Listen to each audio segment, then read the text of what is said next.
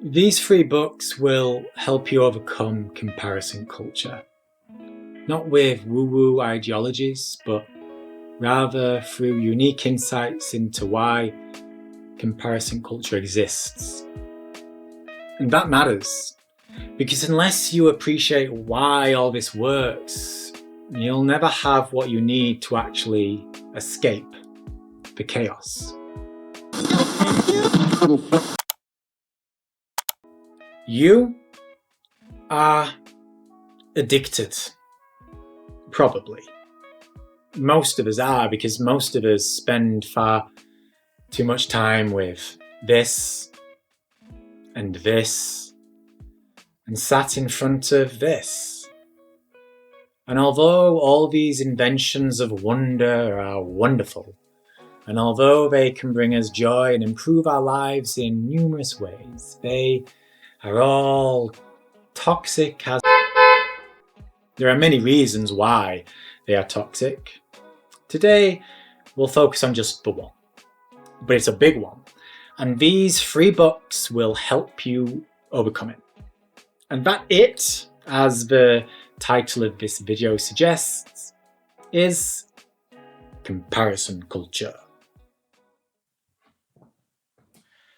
Okay, so what is comparison culture exactly?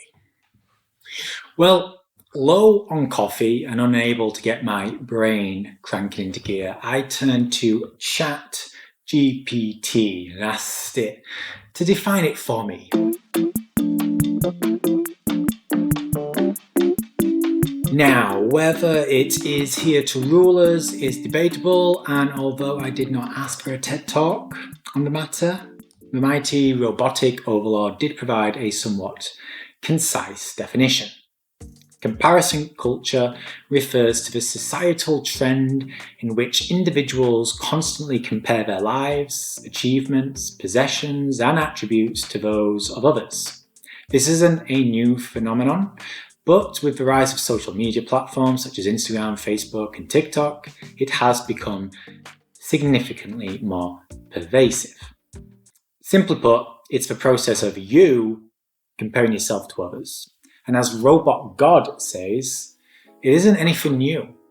But in today's fast-paced, hyper-connected, bat-shit mother...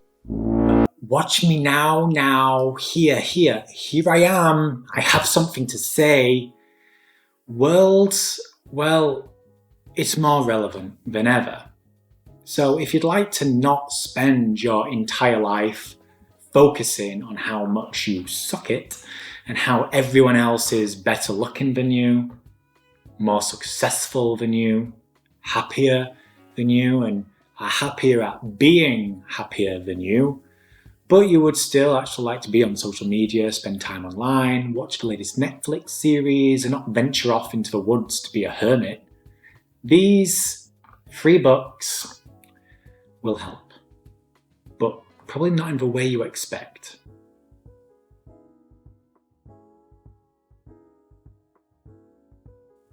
The first book is Hooked by Nir Eyal. I returned to ChatGPT to ask it to summarize the book for me.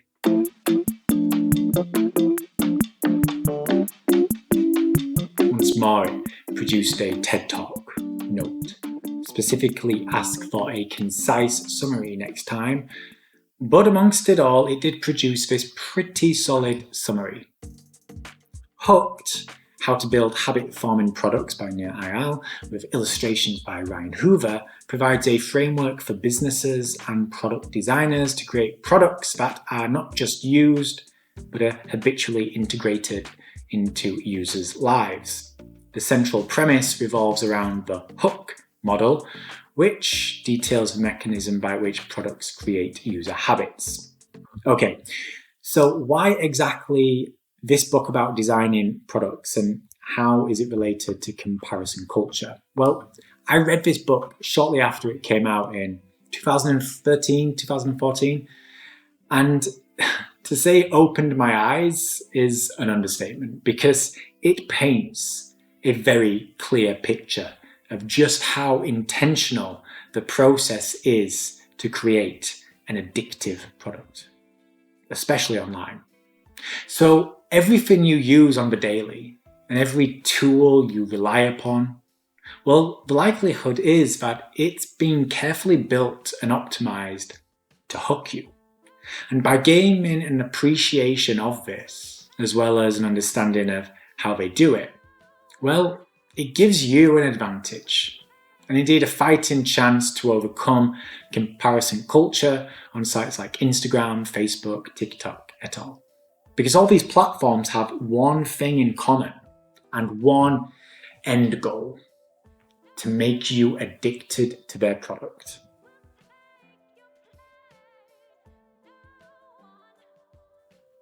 The second book is Deep Work by Cal Newport.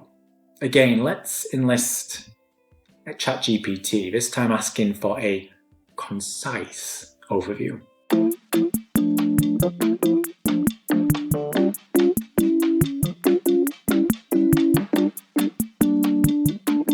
I really don't think that AI has figured out what the word concise means. Anyway, amongst the long-winded answers stood a couple of important summaries we can use for this book. Deep Work by Cal Newport emphasizes the importance of focused, undistracted work on cognitively demanding tasks. And while the digital age with its pervasive comparison culture has created challenges to deep work, understanding and implementing the principles of deep work can help individuals navigate these challenges, produce more meaningful work, and find genuine satisfaction in their endeavors. Now, the issue most of us have with comparison culture is that we lose ourselves in it, often during weaker moments. And what I mean by that is that we turn to social media when we are bored, fragile, insecure somehow, or looking to procrastinate. Deep work is the opposite of this, because deep work requires our focus, commitment, dedication, energy.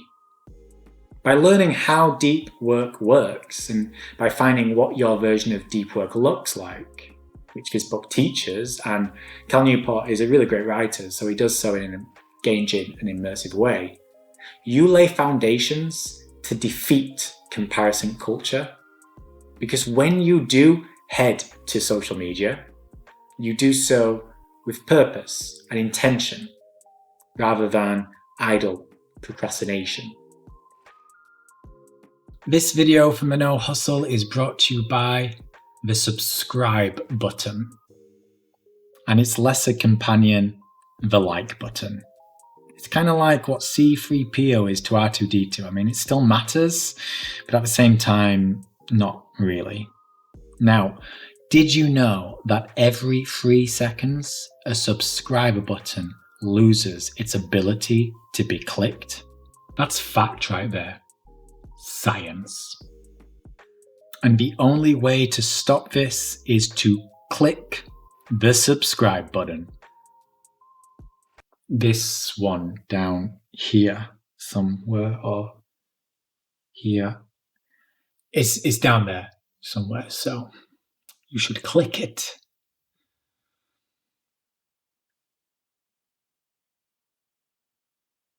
The final book, Ego is the Enemy by Ryan Holiday. Okay, let's try this one again, shall we?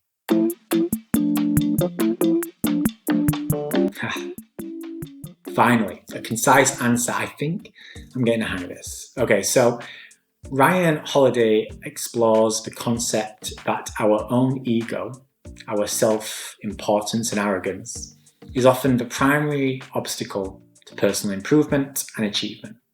Through hysterical anecdotes and philosophical insights, he illustrates how unchecked ego can lead to downfall, while humility, self-awareness, and learning can pave the way for success. Okay, so here's the thing with comparison culture.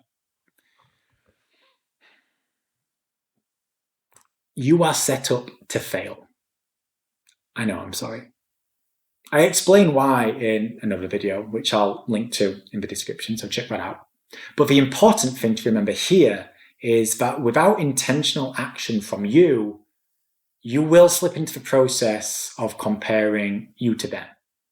And this amazing book from Ryan, certainly one of his best, provides an insight into why you will and how that dreaded ego of yours is what gets in the way. When it comes to comparison culture, well, it's your ego that plays the most important role. And although you cannot rid your ego, nor should you, because it is an important part of you, gaining a deeper understanding of it will help you in many, many ways.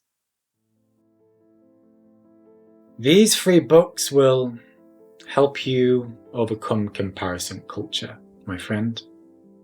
Not with generic tactics, but with specific insights into you and your situation. Hooked, that shows you how you're set up to fail, giving you a peek into how the tools and products you use each day are intentionally crafted to hook you. Deep work, that dives deeper into your relationship with work and how it largely reinforces your setting up for failure. Finally, ego is the enemy. This helps you better understand yourself and how you are personally set up to fail in this hyper-fast and connected world where our pursuit of validation and meaning gets pretty intense.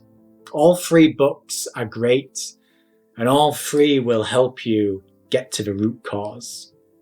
Because that's the point here. Comparison culture and its roots run deep. Papering over the cracks won't work, at least not until you do the deeper work. Once you do, you can turn to those tactics, which there are many, from digital detoxes to app blockers, meditation and journaling, and many, many more. I hope you've enjoyed this video. If you have read any of these fine reads, please drop a comment sharing what you liked or didn't, if that's the case. And if you want to dive deeper into comparison culture and understand just why we're set up to fail and how it isn't your fault, watch this video up here. Thanks again for watching, and thank you for being you.